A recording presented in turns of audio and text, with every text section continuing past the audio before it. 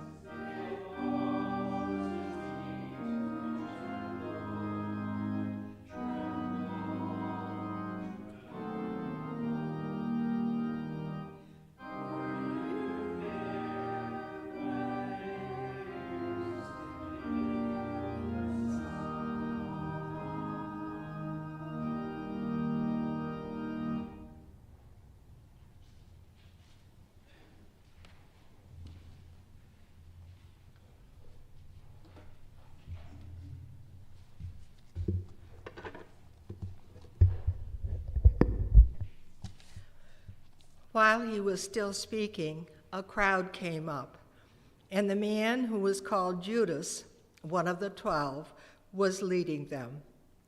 He approached Jesus to kiss him, but Jesus asked him, "Judas, are you betraying the Son of Man with a kiss?"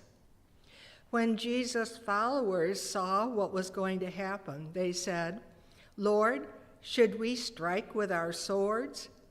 And one of them struck the servant of the high priest, cutting off his right ear. But Jesus answered, "No more of that." And he touched the man's ear and healed him. Then Jesus said to the chief priests, the officers of the temple guard, and the elders who had come for him, "Am I leading a rebellion that you have come with swords and clubs? Every day I was with you in the temple courts, and you did not lay a hand on me. But this is your hour when darkness reigns."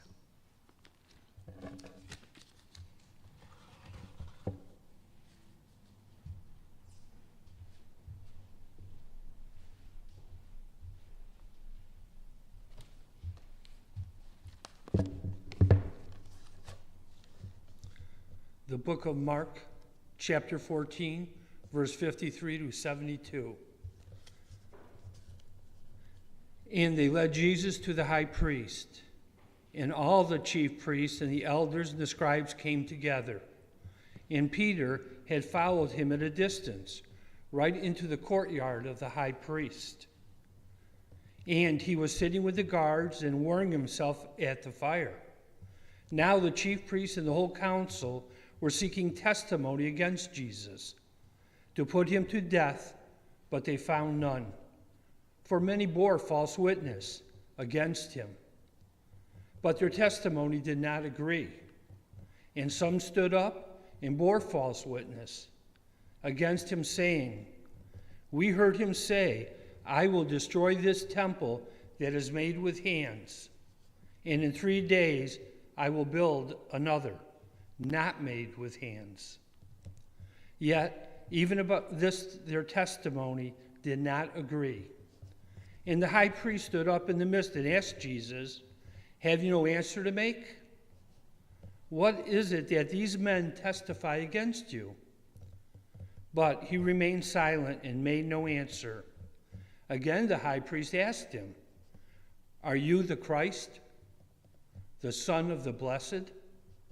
And Jesus said, 'I am, and you will see the Son of Man seated at the right hand of power and coming with the clouds of heaven.'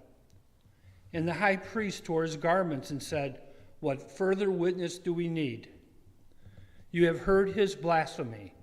What is your decision?' And they all condemned him as deserving death.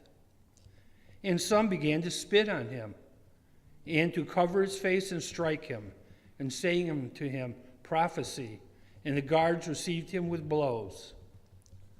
And as Peter was below in the courtyard, one of the servant girls of the high priest came, and seeing Peter warming himself, she looked at him and said, 'You also were with the Nazarene, Jesus.' But he denied it, saying, 'I neither know nor understand what you mean.' And he went out into the gateway, and the rooster crowed. And the servant girl saw him and began again to say to the bystanders, 'This man is one of them.' But again he denied it. And after a little while the bystanders again said to Peter, 'Certainly you are one of them, for you are a Galilean.' But he began to invoke a curse on himself and to swear, 'I do not know this man of whom you speak.' And immediately the rooster crowed a second time. And Peter remembered how Jesus had said to him, 'Before the rooster crows twice, you will deny me 3 times.' And he broke down and wept."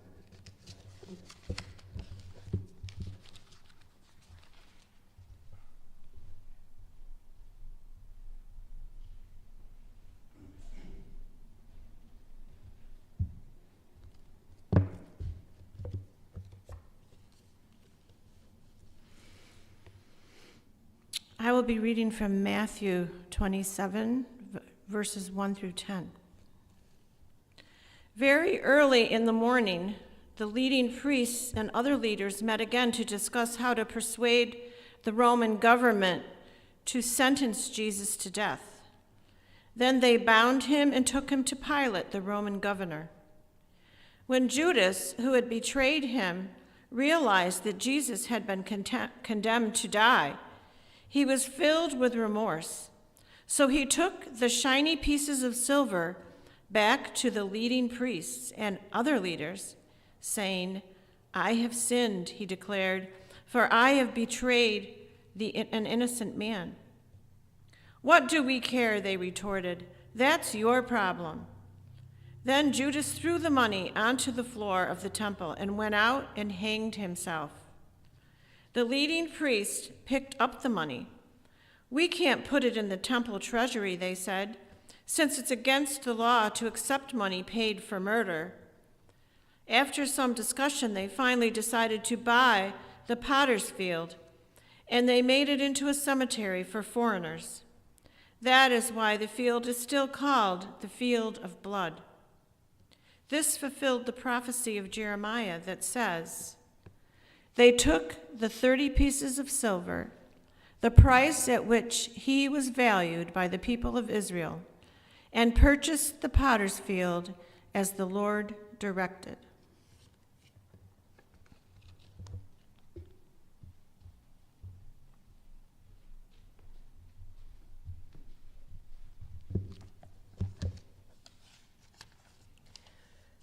Luke chapter 23, 3 to 16.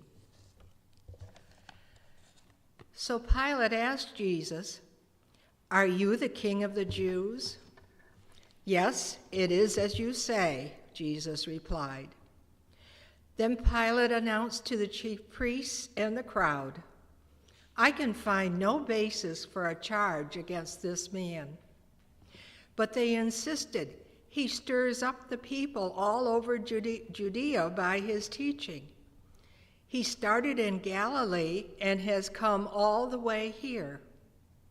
On hearing this, Pilate asked if the man was a Galilean. When he learned that Jesus was under Herod's jurisdiction, he sent him to Herod, who was also in Jerusalem at the time. When Herod saw Jesus, he was greatly pleased because for a long time he had been wanting to see him. From what he had heard about him, he hoped to see him perform some miracle. He plied him with many questions, but Jesus gave him no answer. The chief priests and the teachers of the law were standing there vehemently accusing him. Then Herod and his soldiers ridiculed and mocked him. Dressing him in an elegant robe, they sent him back to Pilate. That day, Herod and Pilate became friends. Before, they had been enemies. Pilate called together the chief priests, the rulers, and the people, and said to them, "You brought me this man as one who was inciting the people to rebellion. I have examined him in your presence and have found no basis for your charges against him. Neither has Herod, for he sent him back to us, as you can see. He has done nothing to deserve death. Therefore, I will punish him and then release him."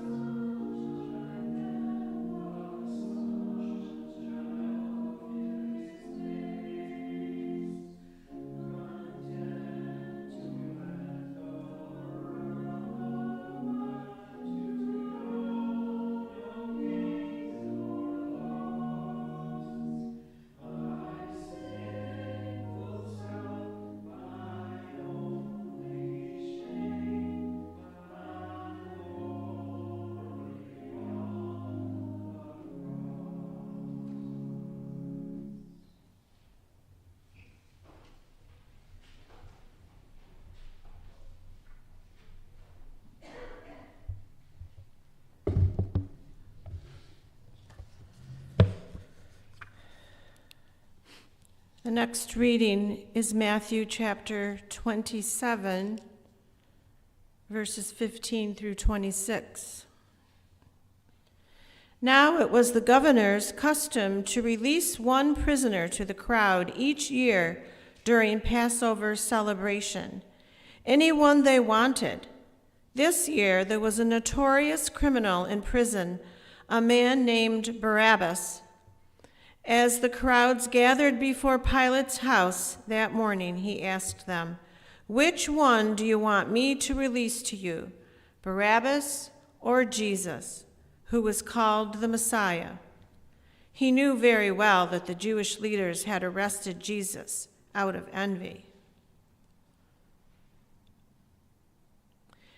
Just then, as Pilate was sitting on the judgment seat, his wife sent him this message: "Leave that innocent man alone, because I had a terrible nightmare about him last night."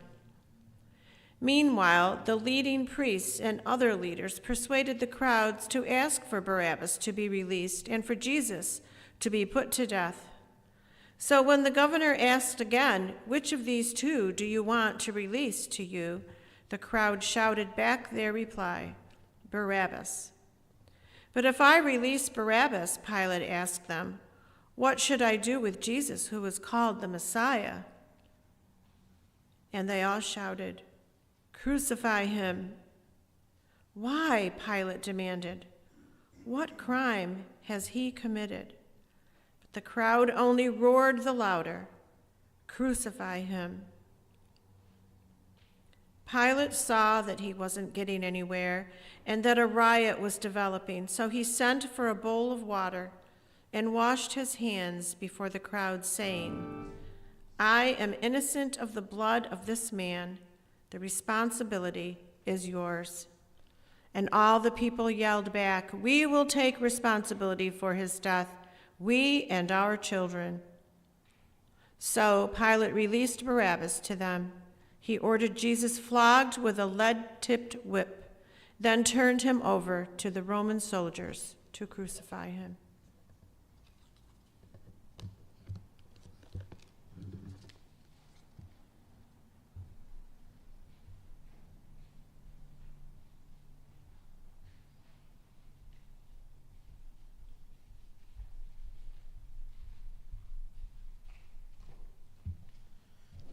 Hi, before I read, my name is Briley, and I'm Maria and Andy's granddaughter, and I'm going to be reading from Mark 15, verses 16 and 20.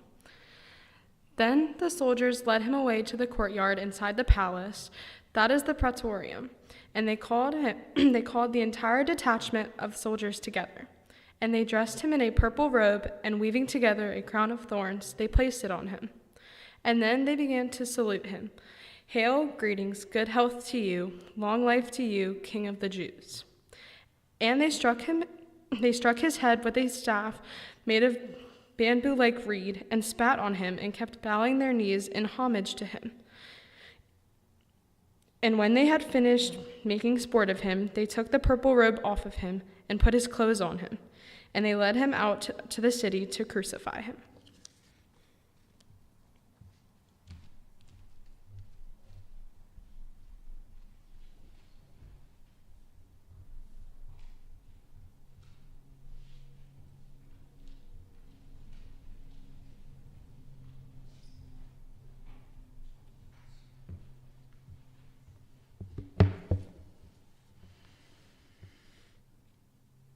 And this reading is chapter 27, verse 32. As they were on the way, they came across a man named Simon, who was from Cyrene, and they forced him to carry Jesus' cross.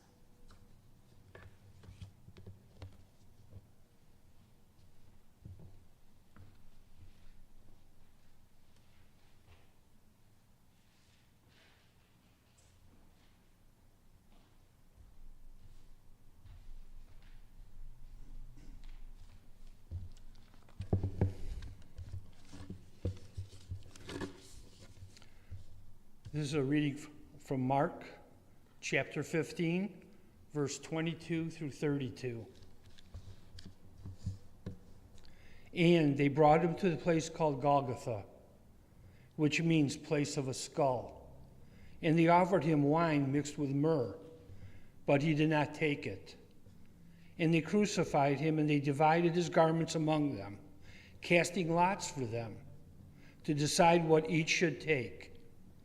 And it was the third hour when they crucified him. And the inscription of the charge against him read, "The King of the Jews." And with him they crucified two robbers, one on his right and one on his left. And those who passed by derided him, wagging their heads and saying, "Aha, you would destroy the temple and rebuild it in 3 days? Save yourself and come down from the cross." So also the chief priests with the scribes mocked him to one another, saying, "He saved others, he cannot save himself. Let the Christ, the King of Israel, come down from the cross that we may see and believe." Those who were crucified with him also reviled him.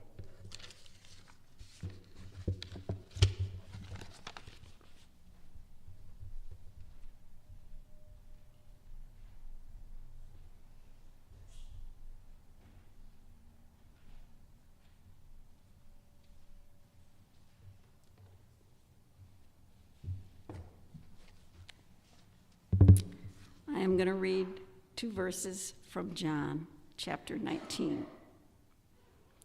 After that, Jesus, aware that all had now come to its appointed end, said in fulfillment of Scripture, "I thirst." A jar stood there full of sour wine. So they soaked a sponge with the wine, fixed it on a javelin, and held it up to his lips. Having received the wine, he said, "It is accomplished." He bowed his head and gave up his spirit. We'll sing our final hymn, number 77, in your hymnal.